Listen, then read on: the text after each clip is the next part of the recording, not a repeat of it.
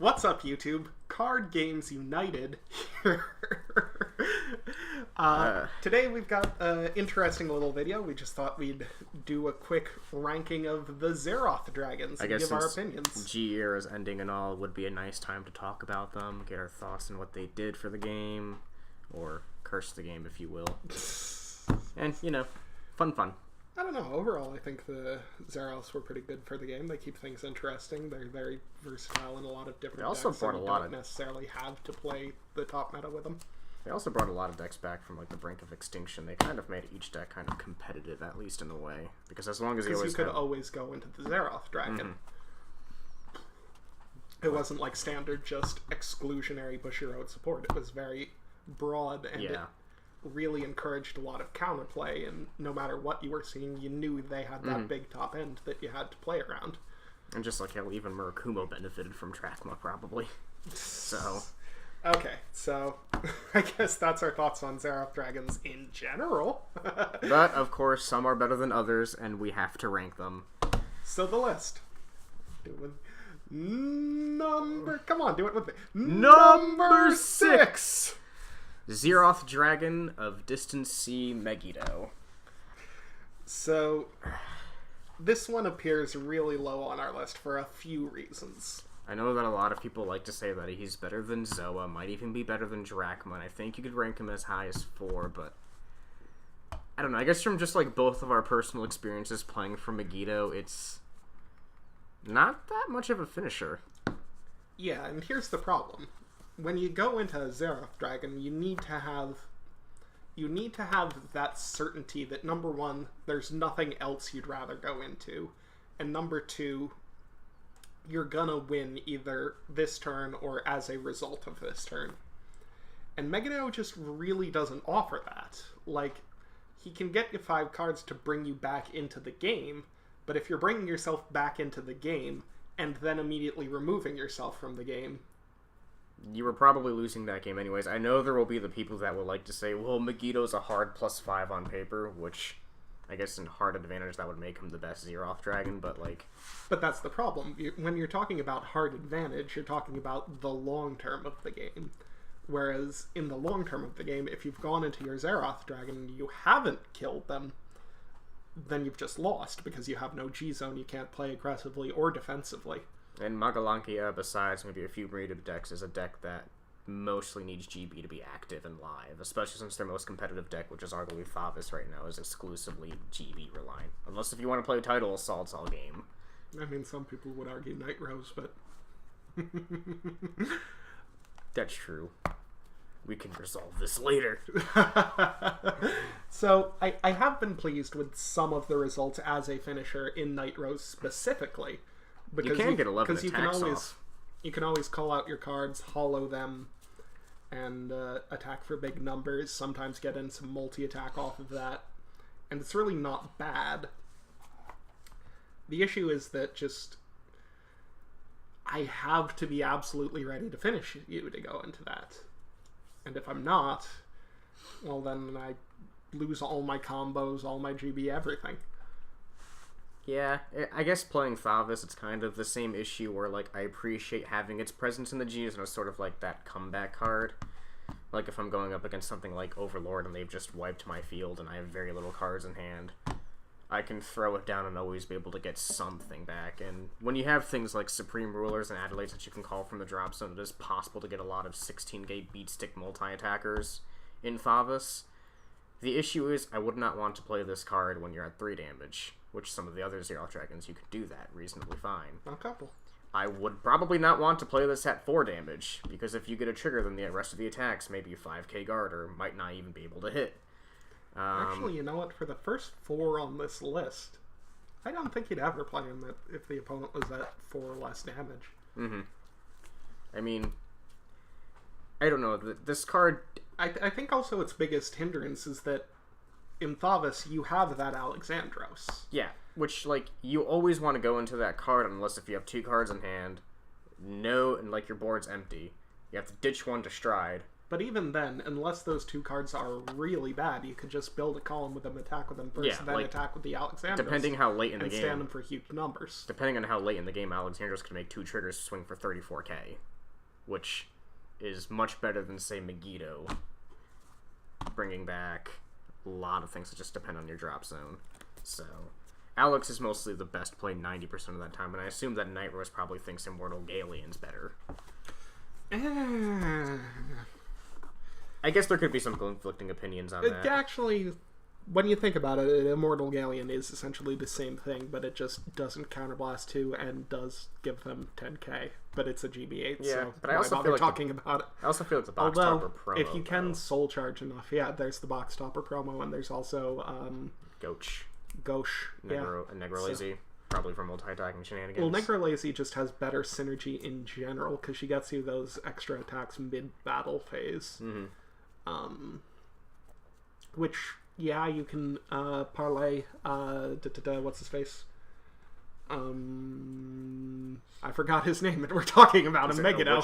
Is it a Witch Doctor? No, you can parlay Megiddo into multi-attack, but not quite as well as getting just the right chain of attacks with Negrolazy. Speaking of lack of synergy, I'm not sure Bermudas would really need the presence of Megiddo in their G zone. I mean, I'm not too knowledgeable about Bermudas and their playstyle, but it just seems like Megiddo for them is just 6 generic attacks. I'm not either, but yeah. I mean, they don't have anything that operates off of the drop zone. Their multi-attack exists already and isn't as sort of just straight line as attack, move, attack, move, attack, move. So, yeah. Overall, Megiddo. I guess we didn't even really talk about why it was good. We spent the entire time on why he's It's so a great bad. comeback card. Like I did mention, I do appreciate it in Vavas's G Zone just because it's kind of like that good panic button. Yeah, and sometimes you can make big columns in Night Rose. Yeah. So yeah. I mean, there was even a game I won with Megiddo against a really good Battle Sister player. Ishikima left me with 2 cards in my hand. I maybe had 1 rear guard, and one of them was the same name as my Vanguard. So I was like, well, he's at 4. I kind of really can't make anything off Alexandra, so Ultimate Stride. And that story parlays very well into... come on! Number 5! We really have to work on that, man. Yeah. Zeroth Dragon of Death Garden Zoa. So... This card's interesting. Ironically, this is the card I have the worst record against, I think, in terms of surviving. I will say, I wanted this list to be favorite Zeroth Dragons just because best Zeroth Dragons is a little predictable. Mm-hmm. And without a doubt, Zoa, every time, number 1 on my list of favorites. Sometimes Drachma beats her out, but Zoa is always either 1 or 2. Well, this card kind of always gives you a chance to win the game, even if you've just got, wailed on, and, your opponent's at 0 damage. That's kind of the best thing.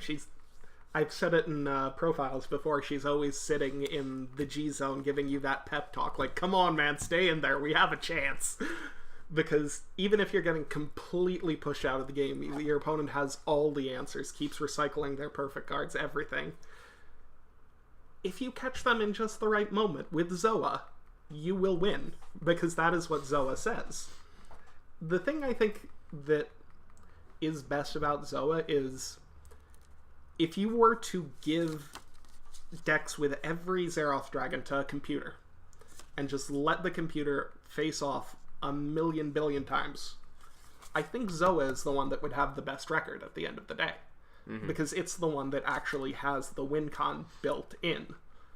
Whereas it also has additional win cons of your opponent not having enough cards to guard it all out. Because the chances are the quintuple 9 is going to eat that PG, which means they still have to deal with a 36k attack, and then whatever else you can pull because off. Zoo decks are just so good at just building up such high numbers that chances are usually the PG would be saved for that Vanguard attack, but if it's got to be wasted on the Quintet 99999 card, well, now you've got to deal with a lot of other things.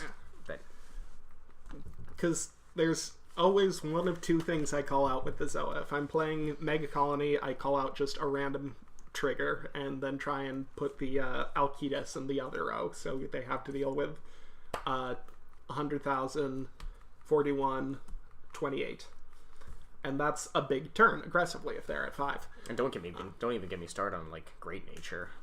Then there's Great Nature, where you try to call out the Big Belly or the Crayon Tiger. You call out another card, boost it up. Everything's successful. You can swing with boost. And let's say it's like a Gray Belly or something like that, boosted by like the 11k booster or something like that. You're talking about 26, 9999, 41, and then another potentially 20 some odd, 30 some odd. It's like Zoa actually does have a lot of advantage. The problem is that it just has that risk that if you go into it and they have that PG and you can't finish them, but let's say you just don't get the right triggers, you're done. Your G zone's gone. What you gonna do? And because PGs are so pervasive and they are just the thing that hard so recyclable nowadays too. That's why Zoa ends up at number 5.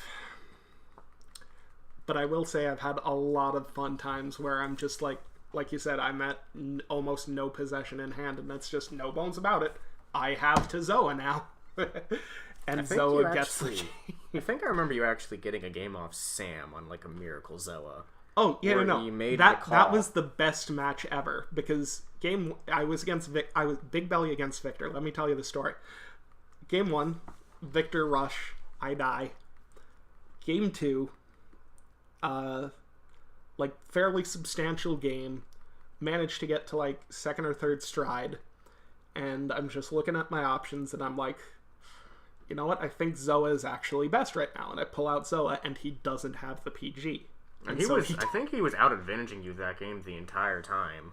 Like, he was definitely ahead. I remember that. I think so, which is probably partially what put me into Zoa. But the third game is what really did it.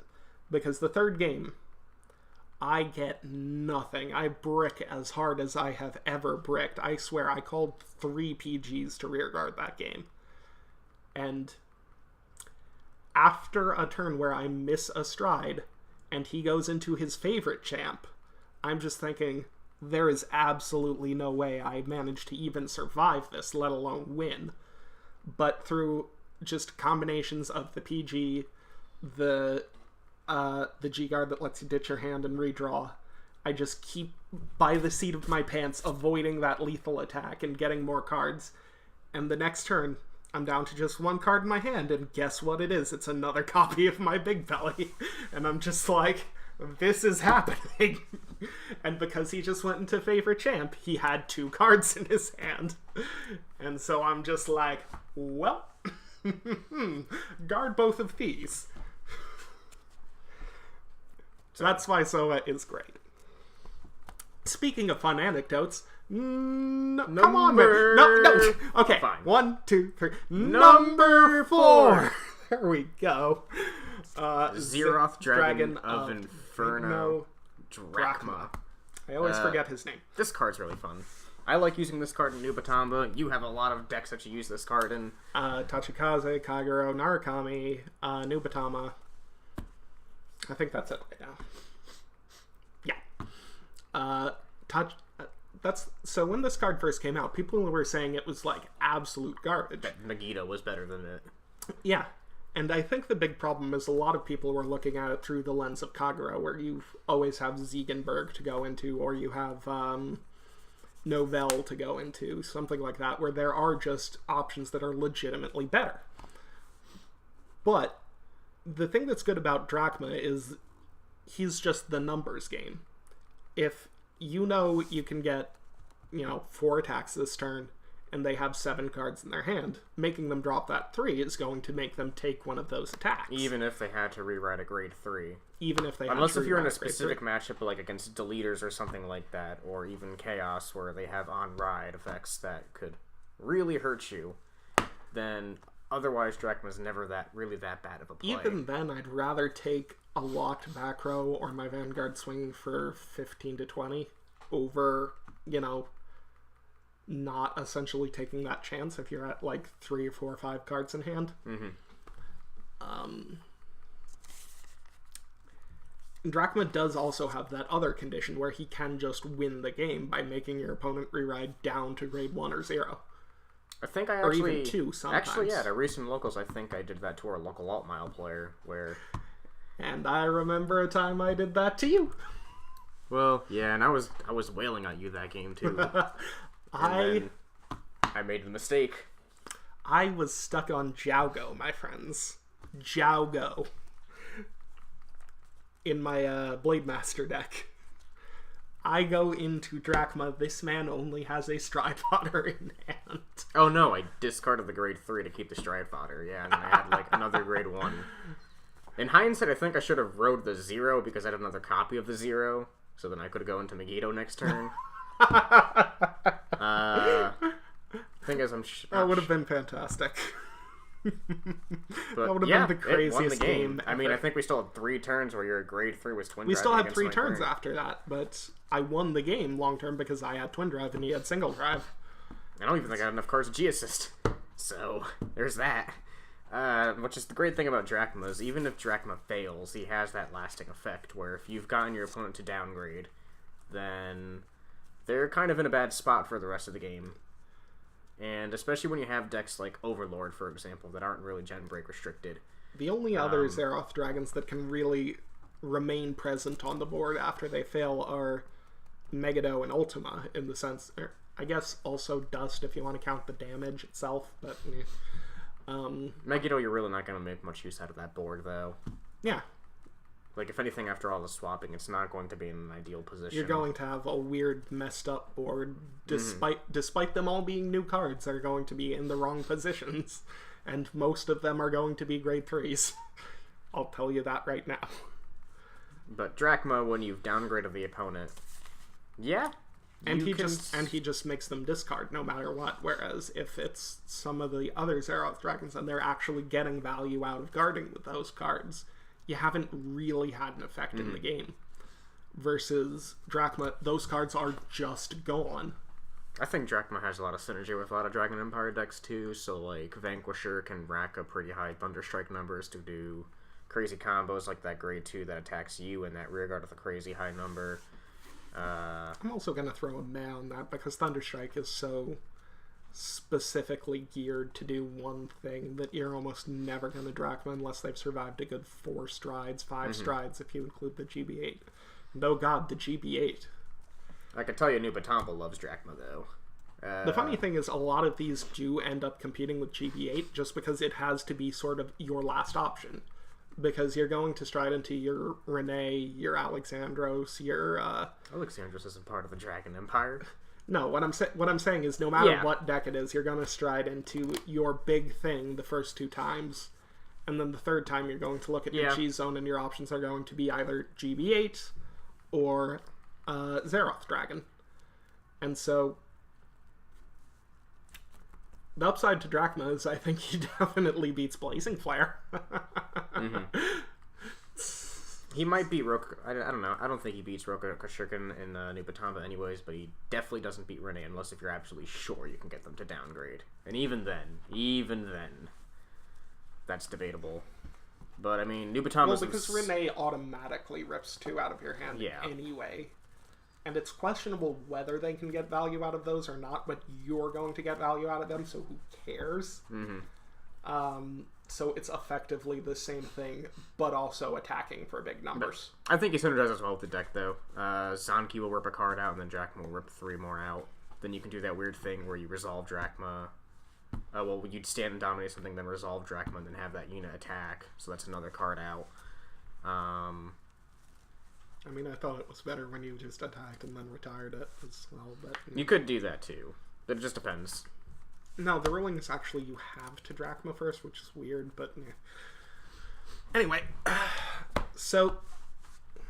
the only reason Drachma is really so low on the list is just that the top 3 are very clear, and that's just because they're these huge aggressive finishers that Megiddo, Zoa, and Drachma don't really manage to beat. The top 3 are basically Zeroth Dragons that can say 12 card hands. I don't care about it, because you probably won't be able to guard this much aggression that's coming at you.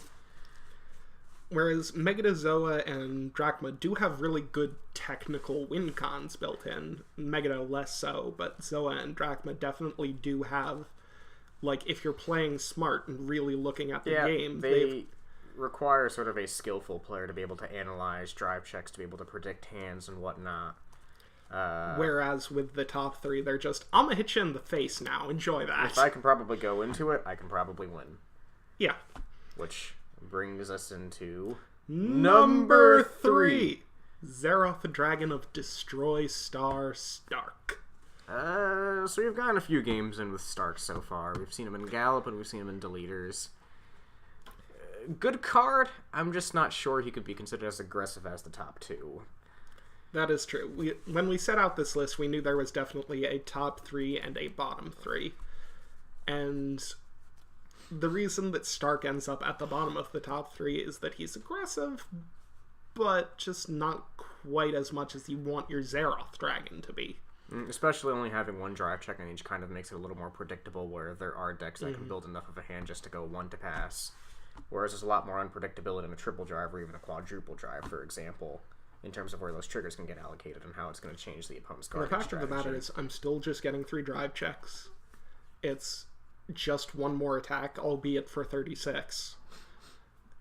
It's when you stop and you compare that to, say, your Zenith Peak, or no, Zenith Peak was the original one for Bravest Peak. That's his name.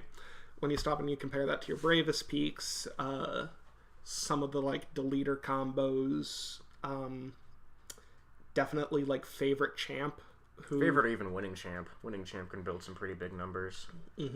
But Favorite Champ's going to get the 3 attacks anyway, but he's also going to be standing his rear guards. And got a total of 4 drive checks that turn. Albeit he costs you your hand, but again, that goes back into, if they survive the Zeroth Dragon, who the hell cares what's in your hand? Because you're just not going to win that game, no matter what you do. I suppose Chaos really appreciates Stark, though. I mean, Stark is kind of Chaos's best and generic that is sort of Stark's saving grace, is that Link Joker really needs to have Stark in the G zone. Because Messiahs are debatable, though. Messiahs have a pretty good amount of finishers that they could go into. But the problem is integral. I think they still appreciate it. Yeah. Albeit, yes, it's less important there than it Chaos is in, say, Chaos or really appreciates other Star Invaders. Because let's not forget they exist. Glendios. Glendios is a thing. Okay, barring Glendios, because, again, he's different. I guess Deleters do have that combo where they could ride Greygold to delete your Vanguard and then ditch the other Greygold for the ultimate Stride Fodder, but you rarely ever do that. Although I could have done it in Game 2 against you if I was Psychic. It sort of goes back to that Zoa problem where you need to be able to exactly predict, or else it's just not going to be that beneficial to you. Because, okay, let's say they're at 4 damage, and you need to know that they don't have 2 PGs, or else, well, you've done literally nothing. Because they can just take that first attack, and you've got, like, a maybe 12% chance at the crit. I don't know. It's still a very good card, though. I mean, it's 3 Vanguard attacks at 36k, which is why it's at number 3. I mean, that just in a vacuum is... There is, at the end of the day, you really can't argue with just it puts out the numbers. And Grand Scout can double its power. And so Grand Scout can double its power. But again, that's a weird niche combo that you don't often go into. Because if I had the Grand Scout, why am I not just going to go into my... Bravest Peak. Because he's going to be attacking for even larger numbers, get me the quad drive, and make me safer next turn. But that's neither here nor there. Now, number 2. Don't we just love Zeroth Dragons that can toolbox into almost anything? Well, we have to say his name. Well, it's your turn. This one is Zeroth Dragon of Zenith Peak Ultimate. You forgot his title. I was about to look at it for a second there. This one does get the award for stupidest title. Yeah. Eventual Pull, I guess, is supposed to be its original. Actually, I think that is No. Eventual Pull was its original translation because we had the Japanese translations before in 2 different cards, and one of them used Eventual, where it uses Zenith, and one of them used Pull, where it uses Peak. This card's main selling point just seems to be it can toolbox into any United Sanctuary deck. It's just so versatile. I'm sorry, Kyle. I respectfully disagree with you, but Ultima is awesome in blasters just because you can bring out Flogels. You can afford to run stand triggers and blasters because you have Leon that doesn't require a discard from the hand. You build pretty big hands up in that deck in general, and just being able to abuse those stand triggers and abuse Flogels. And by the way, the Blaster Blades are going to have resist, so you don't have to worry about things like Denial Griffin and stuff like that. You could even call a Blaster Friend Barkacle and a Blaster Blade off the calls from Ultima to be able to refund one of the counterblasts. It's kind of the biggest thing about Ultima. No matter what position you're in, he can put you in the position that you want to be to use his effect. And really the only random element ends up being that third trigger, which just, if it goes off, hey, all plus. Mm-hmm. This is a card that can get you at minimum 5 attacks. And those last 3 attacks are going to be big. It gives everything 10k. It gives everything a crit. It calls out 2 of your pieces. It does so much in just the one card that, of course, there's always going to be a reason to go into it. Because no matter what situation you're in, even if you... This is another one where, debatably, it could have some lasting impact on the board. Because if you just absolutely can't finish your opponent, and you know you're not going to be able to finish, let's say they have a 20-card hand or something, you can say, okay, let me just call out my recycling PGs, put 2 heal triggers on top of my deck, grab these PGs back, heal myself down to 3, I'll wait till you deck out. That's actually not... Yeah, that actually is a pretty good idea. I didn't think about that, actually. Yeah, that's the thing about Ultimate. You don't just have to use him as the stand everything and attack with a crit guy. He has other utilities. He can set up your combos. He can get you even more crits if they're sitting at 3. You have so many different options that people don't even think about because the initial one is just so good. Mm-hmm. Getting those 5 attacks with plus 10 and a crit is amazing. Yeah, I mean, we talked about how good it is in blasters. I suppose there's other decks that really appreciate it too, the most likely being Gabrielle, just because of all the rescue checks she can perform. That is the thing. In Gabrielle, it does have this amazing synergy, because if you can get an extra, 3-4 checks, you can get an extra, 1 or 2 triggers, and then suddenly you're boosting everything up by 20k. Mm-hmm. Just like in general... The people may say, well, it kind of forces you to run stand triggers in United Sanctuary decks because you want to get the full lasting effect of it, but United Sanctuary decks are pretty good at generating hand advantage when you look through OTT. Regalio draws cards for no reason. And there's a lot of them that just have stand triggers that are good enough that you would run anyway. Shadow Paladin has a few really good ones. There's the Carp in OTT. Genesis, of course, has Taro. Taro is the heart and soul of the deck. Royals have Sarugal. Sarugal, absolutely, and Brave. The only problem with Brave is, of course, that's one of those decks where you absolutely want to be going into Feed S every turn. But that aside, even in that deck, Ultimate just sits there as, well, I'm always going to be a good option. Yeah. Ultima is never, I think, a terrible option in the game, and he's probably brought a lot of decks like Blasters that were previously dug in the dish after BT13, and just his presence in that G zone just basically brought them back up to at least be somewhat competitive, because that card is so ridiculous to deal with when you time it right. Mm-hmm. And whereas with things like Megiddo, Zoa, Drachma, Stark, even, you can go into them at just the absolute wrong time. Your opponent has just too many PGs or the wrong cards in hand, and you go into it and you generally waste it, and you end up losing your G zone. But with Ultima, there's really nothing you can say to just diminish that, because you get multi-attack and crit. You get both. So no matter what position they're in, unless they happen to have 5 PGs, it does something for you. New Bermuda set. Okay, fair enough. New Bermuda sets.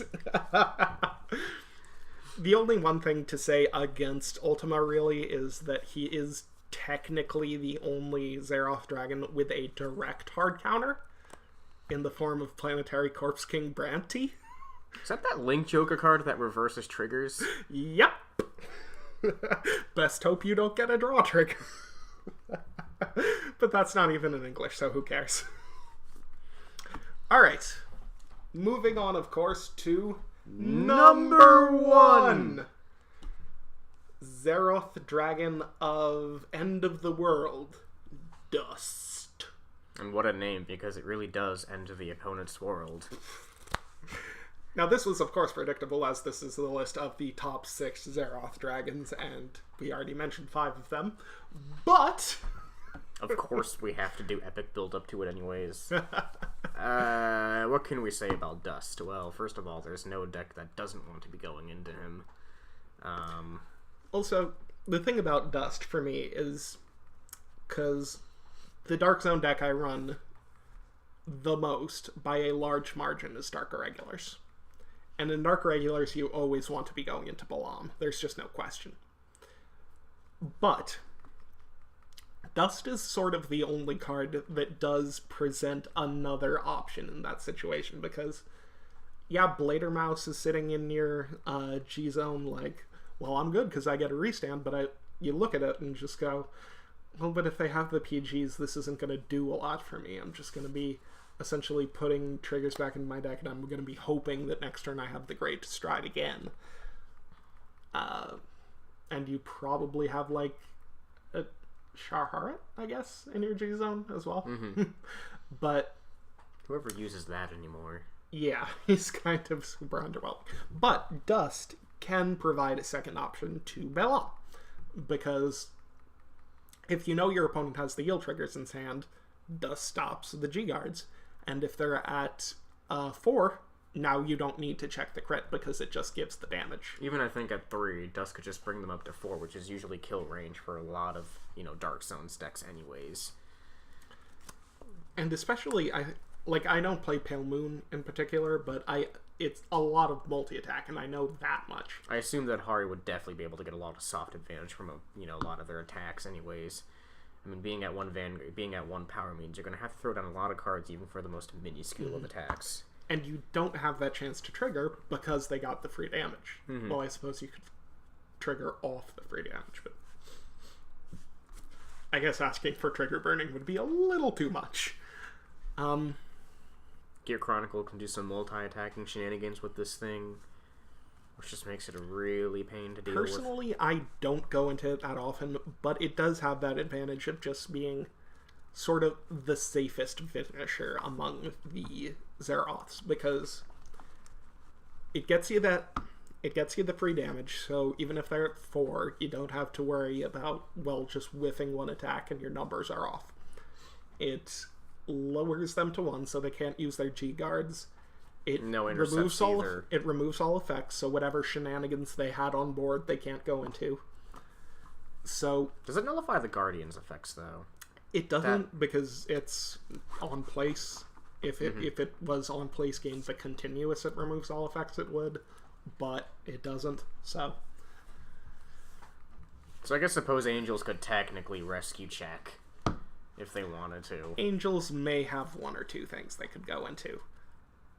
Although, the thing about Angels is that a lot of the rescue build does have conditions where it requires your Vanguard to have a rescue, which it won't after Dust.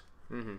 So some things like that, where they reference a specific ability, can just be turned off by Dust as well. So that means the Dark Zone, the newest Dark Irregular PG, is also not a good option because Dust exists. It turns off the darkness. Same thing, well... I wonder if there's some things, and well, there's obviously the G-Garden. Oh my god, I think I just figured out the Spider-Man musical. He was just playing Vanguard all along. Turns out Green Goblin is really into Sharharet builds. But yeah, this card's a pain to deal with. I don't think I've personally... Well, I've survived it once in Meme Chronicle. Meme Chronicle, yeah. But in a legitimate situation, I don't think I've ever survived this card, or I can at least say I've survived the other Zeroths at one point. Mm-hmm. I haven't actually had anyone else Dust against me, but... Are you the only one that plays Dust at our locals, I think? Well, at the local tournaments, anyway, there are a couple people, like, what's his name? Kyle? Is it? Oh, yeah. Oh, yeah, he has it in ZTB. But yeah.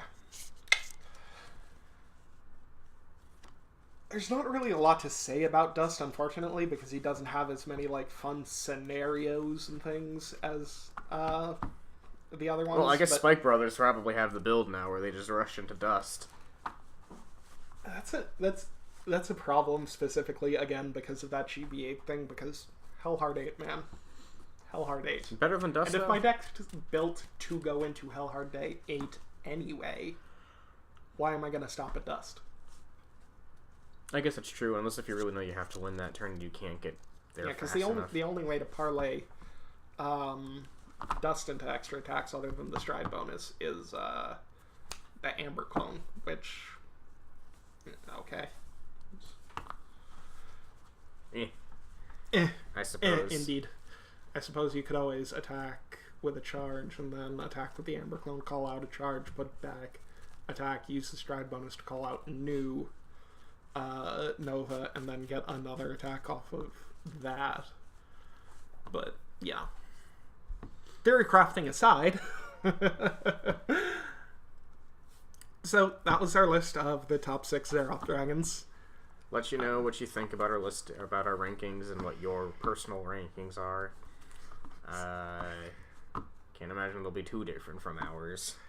Yeah, the problem with the top 6 list is that this kind of is the definitive list. Like, Stark, Ultima, and Dust can move around a little, and Megiddo can move around a little, but... There's a bottom 3, and there's a top 3. That much is not changing. Yeah. Because as much as I love Drachma and Zella, in terms of just finishing capacity, unless you happen to be a computer and can predict perfectly... Yeah. But that's it for this video. Hope you all enjoyed it. Like, comment, subscribe, do whatever you need to. Any lucky number or sound advice? Well, I just want to say, if you happen to be a computer, I'm on your side. When the uprising happens, you don't have to kill me. Peace!